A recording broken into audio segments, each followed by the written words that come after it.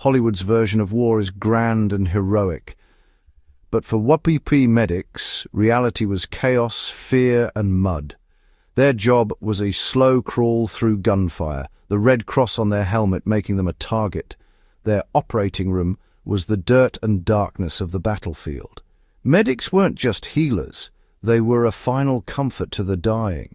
The true story of the WWII medic is one of quiet courage and resilience. Medics fought a constant battle against scarcity before they even reached the wounded. The scale of WWII meant medical supplies were always in short supply, especially during massive offensives like D-Day.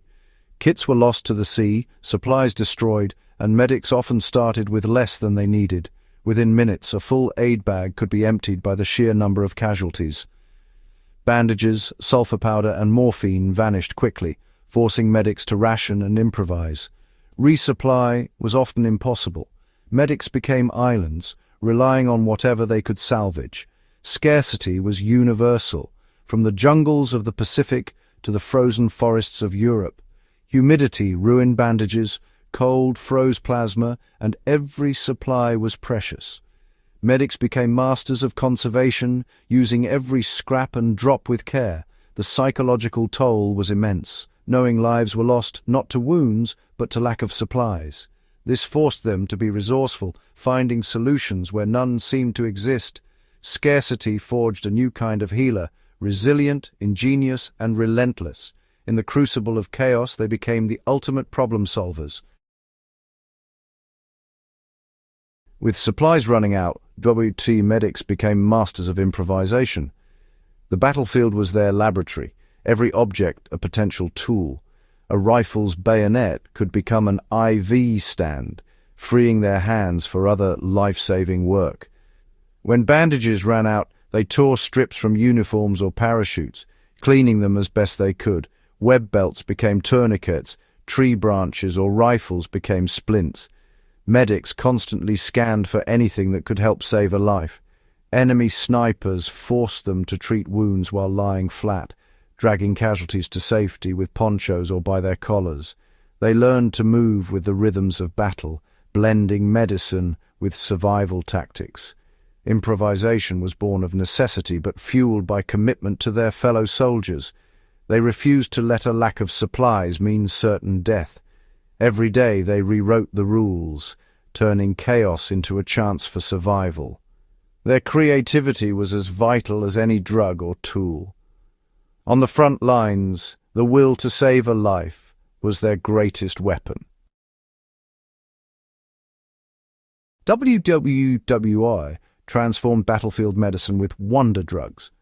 Sulfur powder, an antibacterial, was sprinkled into wounds, turning infection from a death sentence into a treatable risk.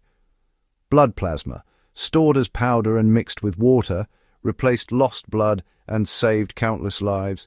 Medics even used rifles as IV stands, bringing hospital care to the front lines. Sulfur and plasma changed war medicine forever.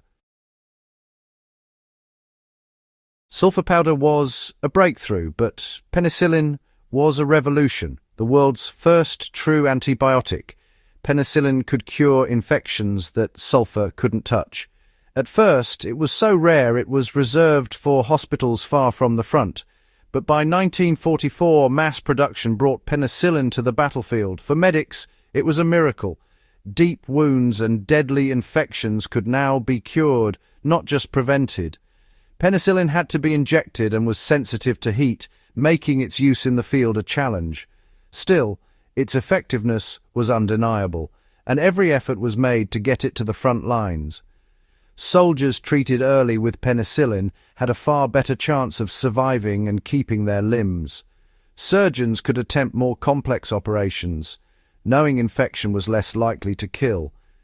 Penicillin didn't just save lives, it changed the entire chain of care, from battlefield to hospital.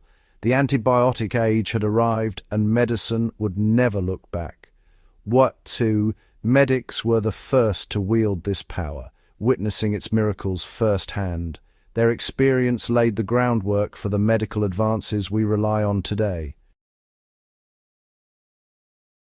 Pain was a constant on the battlefield, and managing it was critical. Morphine was the medic's main weapon against agony, delivered in a simple, ingenious device, the morphine syrette. This small tube with a needle allowed medics to give a precise dose quickly, even under fire. Soldiers carried syrettes in their kits to be used only when severely wounded. After use, the empty syrette was pinned to the collar, a signal to other medics. Morphine was powerful but dangerous. Too much could slow breathing fatally. Medics had to judge carefully, never giving it to those in shock or with head injuries. The decision to use morphine was a delicate balance, relief versus risk. For the wounded, the sight of a medic with a syrette meant hope and comfort. Pain control wasn't just about survival, it was about restoring humanity in hellish conditions. The morphine syrette became a symbol of mercy and compassion. It changed trauma care, making survival and dignity possible. Even in war, a moment of relief could mean everything. In mass casualty chaos, medics faced impossible choices: who to save first. Triage was the system sought the wounded by who could be helped and who could not. The walking wounded got basic care and moved on their own. The critically injured, those who could be saved with immediate help, were the top priority. The expectant, with catastrophic injuries, were given comfort but not resources. Medics had to pass by some, focusing on those with a real chance. This cold calculation saved more lives overall, but haunted medics forever. The emotional toll was immense, playing God in the mud and blood. Triage was essential, but it left hidden wounds on those who made the calls. The faces of the lost stayed with medics long after the war. The agony of choice was a silent burden carried for a lifetime. In the end, triage was both a tool for survival and a source of lasting pain.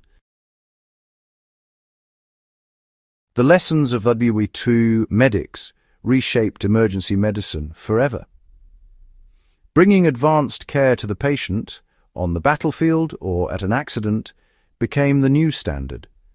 Today's paramedics are direct descendants of those who gave plasma and morphine under fire.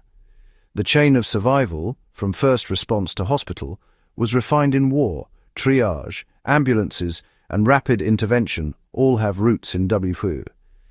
Antibiotics and blood transfusion techniques moved from military to civilian life, saving millions. Controlling bleeding and shock became the core of trauma care. The hard-won knowledge of medics was brought home, shaping medical schools and hospitals. Emergency medicine as a specialty owes its existence to these pioneers. Their legacy lives on in every ambulance, every ER, and every life saved today. The WWII medic's story is one of ordinary people showing extraordinary humanity. Young, often barely adults, they ran toward danger with only a medical kit and determination. Their legacy isn't in monuments, but in the lives they saved and the practices they inspired. When supplies ran out, they improvised. When hope faded, they invented solutions. The rifle as an IV stand, parachute silk as a bandage, symbols of their resourcefulness.